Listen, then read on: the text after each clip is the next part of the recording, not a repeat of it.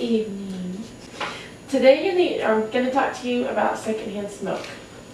Today in the United States, almost 3,000 non-smokers will die from lung cancer. Are these deaths preventable? I believe they are. These cases of lung cancer are caused by secondhand smoke. Secondhand smoke can also be called involuntary or passive smoking.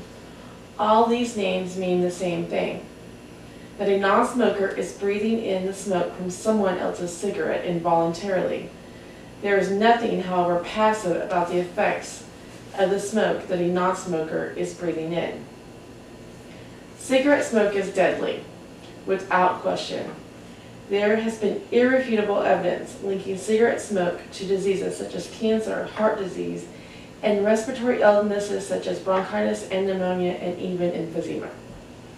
And although the tobacco industry would like to say different, these diseases can be the result of secondhand smoke as well. There are more than 35 cases of heart disease that have been positively linked to secondhand smoke. However, the tobacco companies would assert that secondhand smoke, at worst, is an environmental irritant, something that may annoy non-smokers, but couldn't possibly harm them. They say that cases of tobacco-related illnesses in non-smokers who are exposed to secondhand smoke are merely coincidental, or that other harmful substances could be to blame. That's like saying a body found floating face down in a pool must have drowned on a glass of water that they drank earlier. Secondhand smoke can be classified in two different kinds: mainstream and side-stream smoke. Mainstream smoke is the smoke breathed out by smokers after they inhale.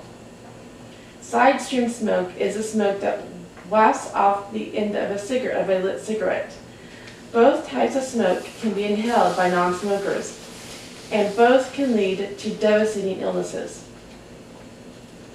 Both types of smoke are full of several chemicals that can be classified as poisons, including arsenic, formaldehyde, vinyl chloride, and hydrogen cyanide. And the concentrations of these chemicals can even be higher in the side-stream smoke than those that the smoker inhales. In fact, 85% of the smoke from a lit cigarette never gets inhaled by the smoker. Instead, it floats out into the environment to wreak havoc on everyone else around it. Exposure of children to all kinds of secondhand smoke can be devastating to their still developing lungs. It can lead to a rise in the occurrence and severity of asthma, and can lead to other respiratory ailments. It can also cause a buildup of fluid in the middle ear, a condition that is the most common cause of childhood hearing loss and the need for childhood surgery. Secondhand smoke can even be deadly to household pets, who may not even know to try and avoid it like a human would.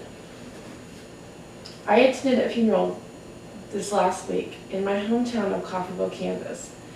My grandfather passed away from cancer. He was a longtime smoker of both cigarettes and pipes. Since he was a veteran, the reception for the funeral was held at the local VFW hall. When I stepped into the building, the overwhelming cloud of cigarette smoke nearly drove me from the building. I paid my respects and left as quickly as I could.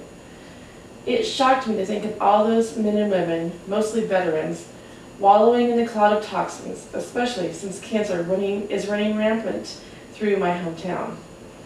As a former smoker, I understand how hard it is to quit. But if I could speak to every smoker personally, I would say it is worth any effort required, not just for your health, but for the health of everyone around you. Thank you. Very good.